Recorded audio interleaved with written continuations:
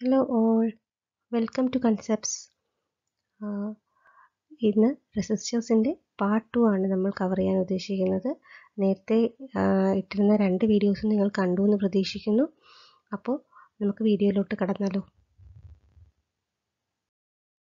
So ഈ വീഡിയോയുടെ purpose എന്ന് പറഞ്ഞാൽ റെസിസ്റ്റേഴ്സ്, ഫിക്സഡ് റെസിസ്റ്റേഴ്സും വേരിയബിൾ റെസിസ്റ്റേഴ്സും ഡീറ്റെയിൽ ആയിട്ട് കവർ ചെയ്യും. പിന്നെ റെസിസ്റ്റൻസിൻ്റെ കളർ കോഡിങ്ങും നമ്മളിതിൽ പറയുന്നുണ്ട്.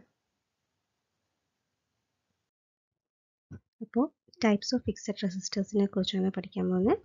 അതിൽ ഫസ്റ്റ് വൺ എന്ന് പറഞ്ഞാൽ കാർബൺ കോമ്പോസിഷൻ റെസിസ്റ്റർ. ഇതിൻ്റെ കുറച്ച് ഇമ്പോർട്ടൻറ്റ് പോയിൻറ്റ്സാണ് ഞാൻ തന്നിരിക്കുന്നത്, അത് മാത്രം നിങ്ങൾ നോക്കി വെച്ചാൽ മതി. ശരിക്കും കാർബൺ കോമ്പോസിഷൻ റെസിസ്റ്റേഴ്സ് എന്ന് പറഞ്ഞാൽ ലോ വോൾട്ടേജ് ഫിക്സഡ് റെസിസ്റ്റേഴ്സ് ആണ്. ഇതിൻ്റെ റെസിസ്റ്റീവ് മെറ്റീരിയൽ കാർബൺ ക്ലേ കോമ്പോസിഷനാണ്. അതായത് കാർബൺ ക്ലേ ആണ് മെറ്റീരിയലായിട്ട് യൂസ് ചെയ്യുന്നത്. കാർബൺ എന്ന് പറഞ്ഞാൽ നല്ലൊരു ഗുഡ് കണ്ടക്ടറാണ്. അപ്പോൾ കാർബണിൻ്റെ കണ്ടൻറ്റ് ഇൻക്രീസ് ചെയ്യും തോറും റെസിസ്റ്റർ വാല്യൂ കുറയും. മനസ്സിലായി? റെസിസ്റ്റൻസ് വാല്യൂ കുറയും.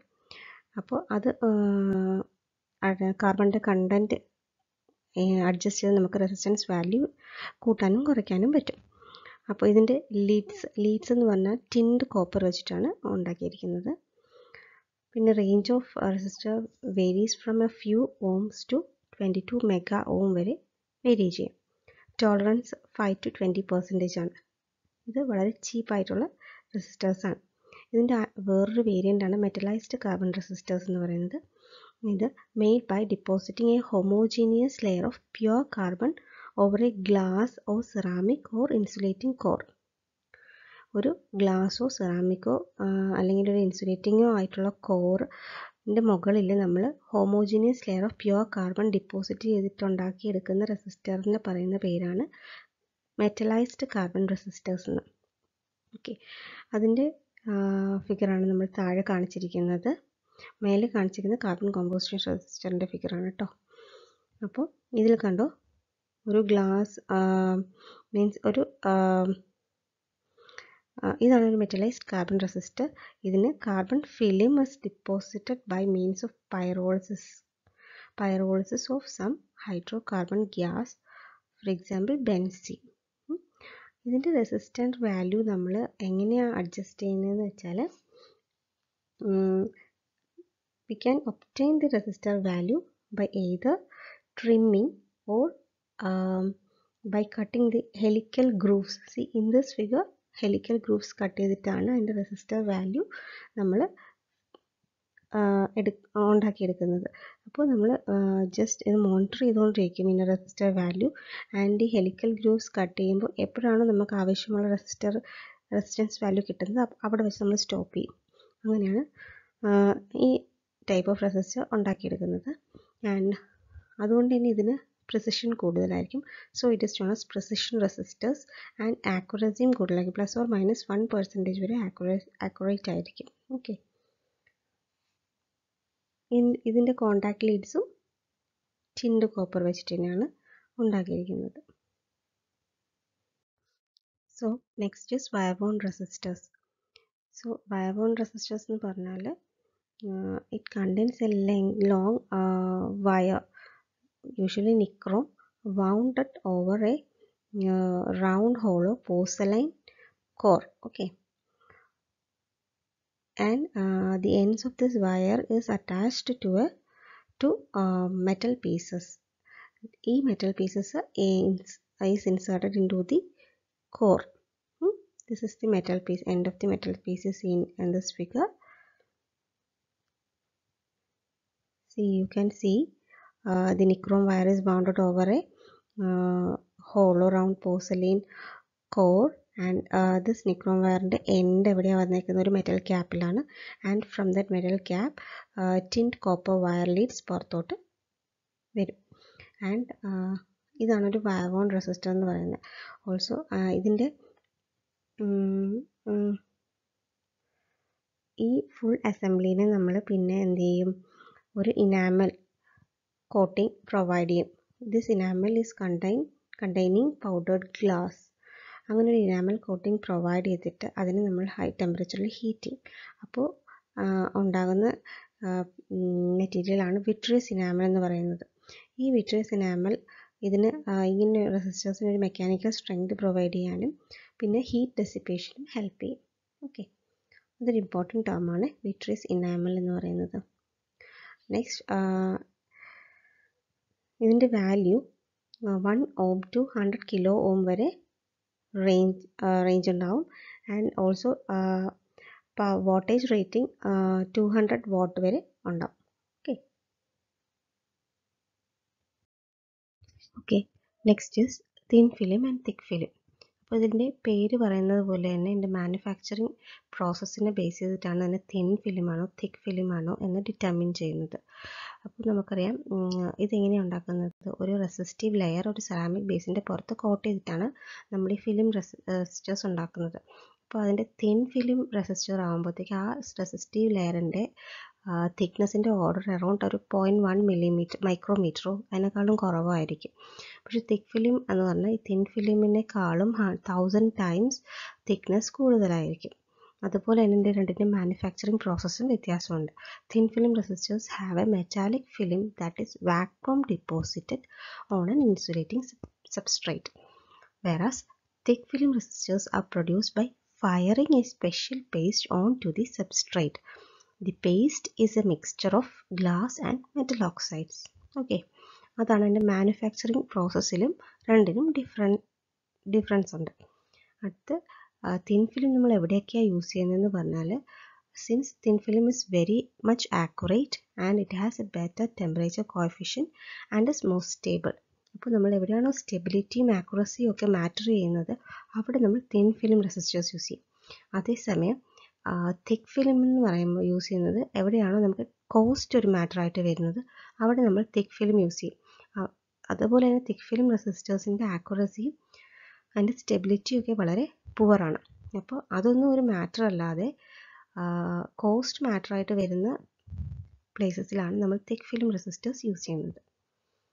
അപ്പോൾ നിങ്ങൾക്കൊരു ഐഡിയ കിട്ടിയെന്ന് ഞാൻ വിചാരിക്കുന്നു.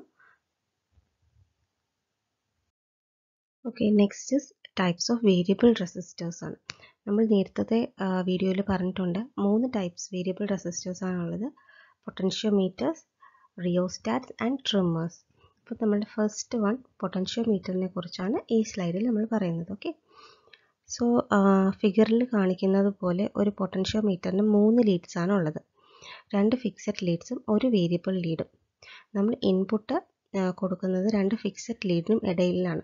അതായത് ഒരു voltage, the applied voltage is input at the to the 2 end terminals of the potentiometers. ആ ഫിക്സഡ് ടെർമിനൽസിനാണ് നമ്മൾ ഇൻപുട്ട് വോൾട്ടേജ് കൊടുക്കുന്നത്. നമ്മൾ ഔട്ട്പുട്ട് എടുക്കുന്നത് ഒരു ഫിക്സഡ് ടെർമിനൽ, അതായത് ഒരു ഫിക്സഡ് ടെർമിനലും പിന്നെ ആ വേരിയബിൾ ടെർമിനലിനും ഇടയിൽ നിന്നാണ് ഔട്ട്പുട്ട് എടുക്കുന്നത്. അപ്പോൾ ഇവിടെ ശരിക്കും voltage division or voltage tapping ആണ് നടക്കുന്നത്. അങ്ങനെ നമ്മൾ ഔട്ട്പുട്ട് നമ്മൾ ഒരു വേരിയബിൾ ടെർമിനലിനും ഒരു ഫിക്സഡ് ടെർമിനലിനും അക്രോസ് ആയിട്ട് എടുക്കുന്നു. ഇപ്പോൾ നമ്മൾ ഈ ഒരു ഫിക്സഡ് ടെർമിനലും ഒരു വേരിയബിൾ ടെർമിനലും മാത്രം കണക്ട് ചെയ്തിട്ടേ ഉള്ളൂ, മറ്റൊരു ഫിക്സഡ് ടെർമിനലിനെ അൺകണക്റ്റഡ് ആയിട്ട് ഇട്ടേക്കുവാണെങ്കിൽ this potentiometer will work as a rheostat. മനസ്സിലായോ? ഇനി നമുക്ക് പോയിന്റ്സ് നോക്കാം. Potentiometer has 3 terminals. The ends of the potentiometers are connected across the voltage source. അതായത് ഇൻപുട്ട് 2 ഫിക്സഡ് ആമിനും ഇടയിൽ ഇൻപുട്ട് കൊടുക്കുന്നു. The third variable arm is shown in the figure is used to tap the part of the voltage. Okay, അവിടെ voltage ഡിവിഷനാണ് നടക്കുന്നത്.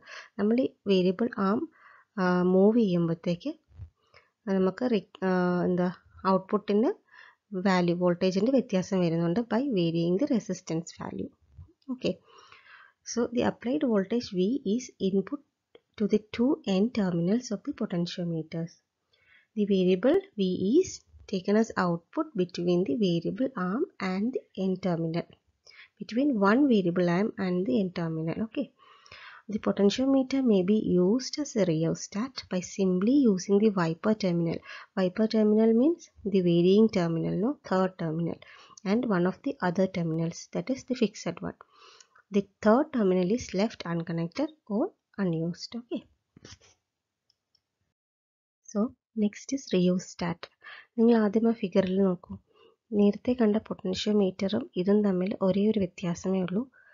പൊട്ടൻഷ്യോമീറ്ററിനൊരു third terminal ഉണ്ടായിരുന്നു. ഇവിടെ ആ third ടെർമിനലിനെ എടുത്ത് നമ്മളൊരു ഫിക്സഡ് ടെർമിനലുമായിട്ട് കണക്ട് ചെയ്തിരിക്കുന്നു. അപ്പോൾ റിയോസ്റ്റാറ്റിന് ഓൺലി 2 ടെർമിനൽസേ ഉള്ളൂ. വേരിയബിൾ ടെർമിനലിനെ നമ്മളെടുത്ത് ഒരു ഫിക്സഡ് ടെർമിനലായിട്ട് കണക്ട് ചെയ്തേക്കുവാണ്. അതായത് നമുക്ക് പൊട്ടൻഷ്യോമീറ്ററിൽ നിന്ന് തന്നെ റിയോസ്റ്റാറ്റ് ഉണ്ടാക്കിയെടുക്കാൻ പറ്റാവുന്നതേ ഉള്ളൂ. ഇനി ഇതിൻ്റെ വർക്കിംഗ് നോക്കൂ. നമ്മൾ നേരത്തെ പറഞ്ഞ പൊട്ടൻഷ്യോമീറ്റർ നമ്മൾ എങ്ങനെയാണ് അക്രോസ് എ വോൾട്ടേജ് സോഴ്സാണ് കണക്ട് ചെയ്യുന്നത്. അവിടെ വോൾട്ടേജ് വേരി ചെയ്തിട്ടാണ് നമ്മൾ റിക്വയർഡ് ഔട്ട്പുട്ട് അറ്റൈൻ ചെയ്യുന്നത്. ഇവിടെ എന്ന് പറഞ്ഞാൽ നമ്മൾ റിയോസ്റ്റാറ്റ് കണക്ട് ചെയ്യുന്നത് in series with source and load. Okay, അപ്പോൾ സീരീസ് കണക്ഷൻ ആകുമ്പോൾ തന്നെ എന്താണ് ഇവിടെ കറണ്ടിനെ വേരി ചെയ്താണ് നമ്മൾ റിക്വയർഡ് ഔട്ട്പുട്ട് അറ്റൈൻ ചെയ്യുന്നത്. ഓക്കെ, ഇനി നമുക്ക് പോയിന്റ്സ് നോക്കാം. Okay, so rheostat is a device which has 2 terminals. They can be connected in series with the load and the voltage source. So as shown, it varies the current. ഞാൻ പറഞ്ഞതുപോലെ ഇത് കറണ്ടിനെ vary ചെയ്തിട്ടാണ് required output attain ചെയ്യുന്നത്. അതുപോലെ resistance increases when wiper is moved up and decreases on the other side. ഇത് ഒരു important പോയിൻ്റാണ്. പല കോമ്പറ്റേറ്റീവ് എക്സാംസിനും നമ്മൾ സർക്യൂട്ട് തന്നിട്ട് ചോദിക്കാറുണ്ട്. ഈ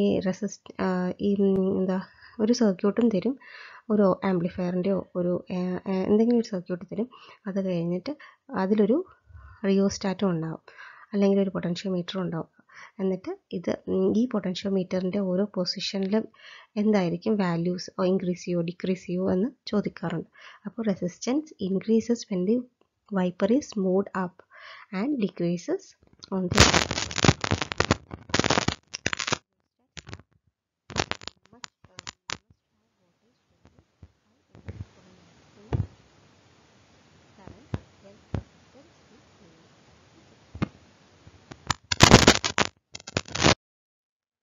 So next is trimmers.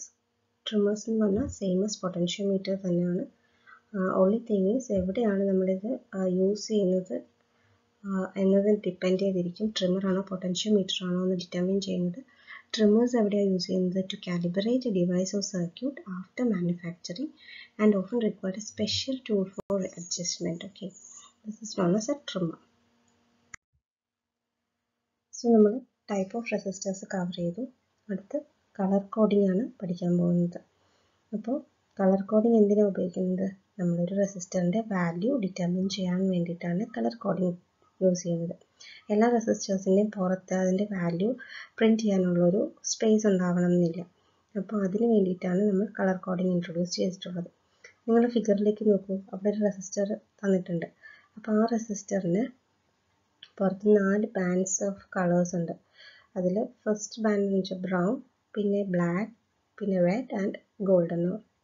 Okay, ഇങ്ങനെ 4 ബാൻഡ്സ് കളേഴ്സ് തന്നിട്ടുണ്ട്. ഈ 4 ബാൻഡാണ് നമ്മുടെ റെസിസ്റ്ററിൻ്റെ വാല്യൂ എന്താണെന്ന് ഡിറ്റർമിൻ ചെയ്യുന്നത്. ഇതിൽ ഫസ്റ്റ് 2 ബാൻഡ് എന്ന് പറഞ്ഞാൽ റെസിസ്റ്റൻസ് വാല്യൂവിൻ്റെ ഡിജിറ്റ്സിനെ ഡിറ്റർമിൻ ചെയ്യും. തേർഡ് ബാൻഡ് എന്ന് പറഞ്ഞാൽ മൾട്ടിപ്ലയറിനെ ഡിറ്റർമിൻ ചെയ്യും. എന്താണ് മൾട്ടിപ്ലയർ എന്ന് നമുക്ക് അടുത്ത് കാണാം.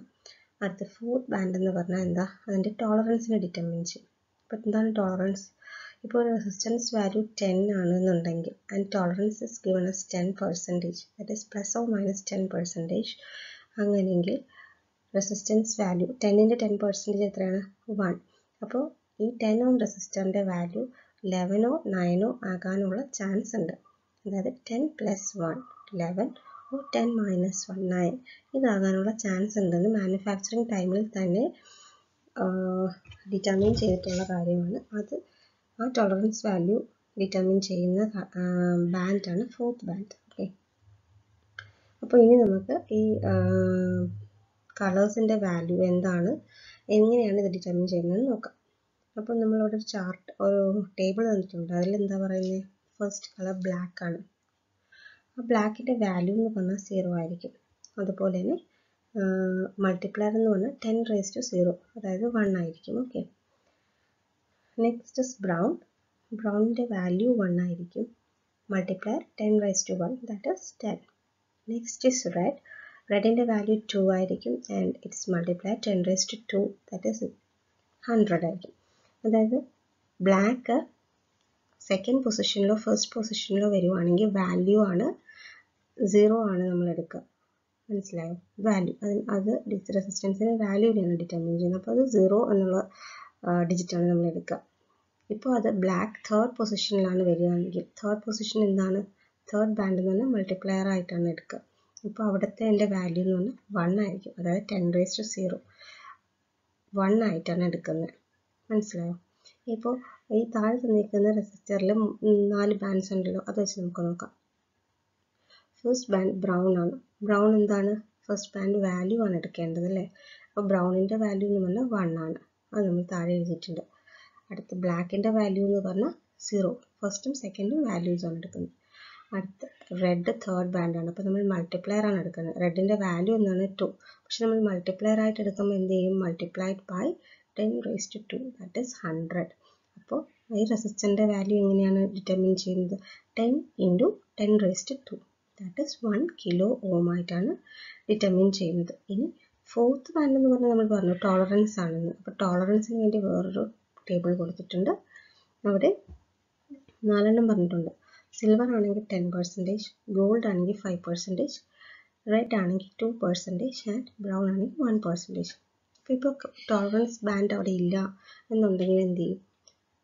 നമ്മൾ വിചാരിക്കും ടോളറൻസ് ഇല്ല എന്നുണ്ടെങ്കിൽ അവിടെ അത്രയും ഹൈലി പ്രിസൈസ് ആയിട്ടുള്ള റെസിസ്റ്റർ ആയിരിക്കും, ടോളറൻസ് ഒന്നും വരുന്നില്ല എന്ന്.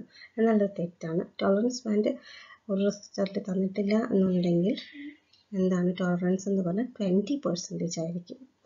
മനസ്സിലായോ? ഇനി ഈ റെസിസ്റ്ററിൻ്റെ കളർ കോഴ്സ് പഠിക്കാനുള്ള ഒരു മെത്തേഡാണ് നമ്മൾ ലാസ്റ്റ് പോയിന്റ് ആയിട്ട് കൊടുത്തേക്കുന്നത്. ഇതിൻ്റെ ഒരു ഓർഡർ ഉണ്ടോ? Black, brown, red, orange, yellow, green, blue, violet, grey, white. ഇത് നമ്മൾ കാണാതെ അറിഞ്ഞെഴുതാൻ മാത്രമേ വാല്യൂ മൾട്ടിപ്ലയർ നമുക്ക് എഴുതാൻ പറ്റുള്ളൂ. ബ്ലാക്ക്, ബ്രൗൺ ഇതിൻ്റെ വാല്യൂ എന്ന് 0, 1, 2, 3 up to 9 ആണ്. അതുപോലെ തന്നെ മൾട്ടിപ്ലയറും 10⁻0, 10⁻1, 10⁻2, 10⁻3 അങ്ങനെ അങ്ങ് പോകും. അപ്പോൾ ഇതിൻ്റെ ഒരു ഓർഡർ അറിയാൻ നമുക്ക് വാല്യൂ മൾട്ടിപ്ലയറും പെട്ടെന്ന് കണ്ടുപിടിക്കാൻ പറ്റും. ആ ഓർഡർ കണ്ടുപിടിക്കാനുള്ളൊരു ഫോർമുലയാണ് ലാസ്റ്റ് ലൈനിൽ കൊടുത്തേക്കുന്നത്. സി, അതൊരു ഫണ്ണി കോട്ടാണ്. B ROY of Great Britain have a very good wife. അതിൽ യെല്ലോ ഷെയ്ഡിൽ തന്നേക്കുന്ന എന്താ ബോൾഡായിട്ടുള്ള ലെറ്റേഴ്സ് എല്ലാം നമ്മുടെ കളേഴ്സിൻ്റെ ഫസ്റ്റ് ലെറ്റേഴ്സാണ്. B black, brown. Next ROY, red, orange, yellow. Next is G, no, it is green. Next B is blue. Next is V is violet, and next G is grey, and W is white, no. അപ്പോൾ ഇതിന് confusion വരാനുള്ള ഇതിങ്ങനെ നമ്മൾ കാണാതെ പഠിച്ചു വെച്ചാൽ നമുക്ക് ഈ കളേഴ്സ് ഓർമ്മിച്ചെടുക്കാൻ വളരെ എളുപ്പമായിരിക്കും. പിന്നെ ഇതിന് കൺഫ്യൂഷൻ വരാനുള്ളത് ഫസ്റ്റ് വൺ ബ്ലാക്കും ബ്രൗണും തമ്മിൽ ആദ്യം ബ്ലാക്ക് ആണോ അതോ ബ്രൗൺ ആണോ എന്നുള്ള ഒരു കൺഫ്യൂഷൻ എപ്പോഴും വരാറുണ്ട്. അത് നമുക്ക് ഓർത്തിരിക്കാൻ ഒരു ടെക്നിക്ക് പറഞ്ഞുതരാം. നമ്മളെപ്പോഴും ബ്ലാക്ക് ആൻഡ് വൈറ്റ് എന്ന് പറയും. ഈ ബ്ലാക്കും വൈറ്റും, ബ്ലാക്ക് ആണ് ഫസ്റ്റ് വരിക, വൈറ്റ് ലാസ്റ്റ് ആണ് വന്നിരിക്കുന്നത്. ടേബിളിലേക്ക് നിങ്ങൾ നോക്കണം കേട്ടോ. ബ്ലാക്ക് ഫസ്റ്റും വൈറ്റ് ലാസ്റ്റുമാണ്. ഇതിൻ്റെ ഇടയിലാണ് മറ്റുള്ള എല്ലാ കളേഴ്സും വരുന്നത്. അപ്പോൾ അങ്ങനെ ഓർത്താൽ മതി. ബ്ലാക്കിൻ്റെയും വൈറ്റിൻ്റെയും ഇടയിലാണ് ബാക്കിയുള്ള എല്ലാ കളേഴ്സും വരുന്നത്. അപ്പോൾ നമുക്ക് ബ്ലാക്കും ബ്രൗണും തമ്മിലുള്ള കൺഫ്യൂഷൻ മാറിക്കിട്ടും. ഇനി വരുന്ന ഗ്രീനും ഗ്രേയുമാണ്. അപ്പോൾ ഗ്രീൻ ബ്ലൂവിൻ്റെ അടുത്താണെന്നോ അല്ലെങ്കിൽ ഗ്രീൻ യെല്ലോവിൻ്റെ അടുത്താണെന്നോ അല്ലെങ്കിൽ ഗ്രീൻ ഒരു യെല്ലോ ഷെയ്ഡാണെന്നോ അങ്ങനെ എന്തെങ്കിലും ഓർത്ത് വയ്ക്കുക. അപ്പോൾ ഗ്രേ ഓട്ടോമാറ്റിക്കലി താഴെയാണെന്ന് നമുക്ക് കിട്ടും. അപ്പോൾ നിങ്ങൾക്ക് മനസ്സിലായി എന്ന് ഞാൻ പ്രതീക്ഷിക്കുന്നു. ഇനി ഇതൊരു കുറച്ച് പ്രോബ്ലംസും കൂടെ ചെയ്യുമ്പോഴത്തേക്ക് ബൈ ഹാർട്ട് ആവും. അപ്പോൾ നമുക്ക് പ്രോബ്ലംസ് റെസിസ്റ്ററിൻ്റെ എല്ലാ പോർഷൻസും കവർ ചെയ്തിട്ട് ഒരുമിച്ച് ചെയ്യാം, അല്ലെങ്കിൽ വളരെ കുറച്ചേ ഉണ്ടാവുള്ളൂ. പ്രോബ്ലംസ് എല്ലാം കൂടെ ഒരുമിച്ച് കിട്ടുമ്പോഴത്തേക്ക് നമുക്ക് കുറച്ചധികം ഉണ്ടാവും. അത് ഡിസ്കസ് ചെയ്യാനും നിങ്ങൾക്ക് ഡൗട്ട്സ് ചോദിക്കാനും ഒക്കെ എളുപ്പമായിരിക്കും. പിന്നെ ഇനി ഇതിൽ അപ്പോൾ ഇത്രയേ ഉള്ളൂ ഇന്നത്തെ ക്ലാസ്സിൽ. നിങ്ങൾക്ക് ഈ തന്നിരിക്കുന്ന 3 വീഡിയോസും മനസ്സിലായിട്ടുണ്ടെന്ന് വിചാരിക്കുന്നു. ഇനി എന്തെങ്കിലും ഡൗട്ട്സോ കാര്യങ്ങളോ ഉണ്ടെങ്കിൽ പ്ലീസ് കമൻറ്റ് ചെയ്യാം. And also please subscribe if you like this, and please like and comment and share this to your friends if you like this video. Also please support me. Okay, thank you.